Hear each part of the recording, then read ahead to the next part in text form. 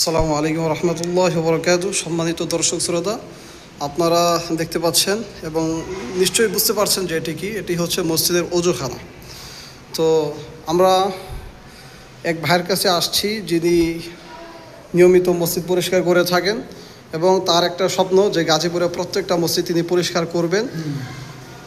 এই স্বপ্ন তিনি যেন পালন করতে পারেন, লালন করতে পারেন, এই জন্যে তিনি ইউটিউব জগতে এসেছেন বা ফেসবুকে তার ভিডিওগুলো ছাড়া হচ্ছে যেন প্রত্যেকটা মসজিদ সংশ্লিষ্ট লোকদের কাছে ভিডিওটা পৌঁছে যায়।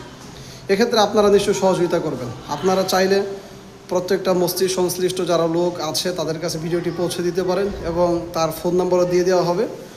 মসজিদের বড়সড় কোনো কাজ থাকলে বা যেগুলো সাধারণত মসজিদগুলোতে খাদেম থাকে, মুয়াজ্জিন থাকে, ওনাদের পক্ষে অনেক কাজ সম্ভব হয় না।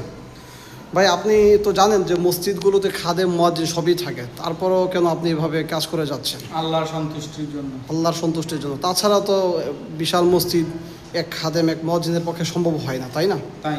হ্যাঁ, এই জন্য আর কি আপনি এই কাজটা করে যাচ্ছেন। জি। তো আপনার কি এমন ইচ্ছে আছে যে গাজীপুরের সমস্ত মসজিদের যাবেন? ইনশাআল্লাহ, আল্লাহ যদি তৌফিক দেয়। আচ্ছা, তো এই ইচ্ছা পূরণে নিশ্চয়ই দর্শকরা আপনাকে সহযোগিতা করতে পারবে।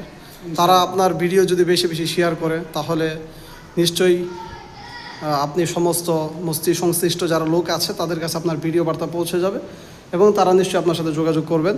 তো দর্শক শ্রোতা, আপনারা দেখতে পাচ্ছেন ইতিমধ্যে তিনি মসজিদের সেই কাজে লেগে গেছেন এবং এভাবে করে তিনি প্রায় 1 থেকে 1.5 ঘন্টা সময় তার লাগে এই কাজটা শেষ করতে।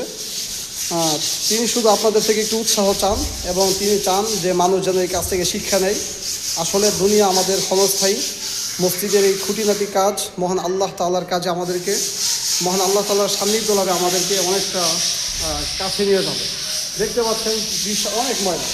তো এই ময়লাগুলো পরিষ্কার করা নিশ্চয়ই অনেক জটিল কাজ, কিন্তু তাকে যদি জিজ্ঞেস করা হয়, ভাইজান এই কাজগুলো কি আপনার জন্য কষ্ট হয়, তিনি বললেন না। আসলে যে কাজটা আল্লাহ তাআলা সন্তুষ্টির জন্য করা হয় সেটা মোটেও কোনো কষ্টকর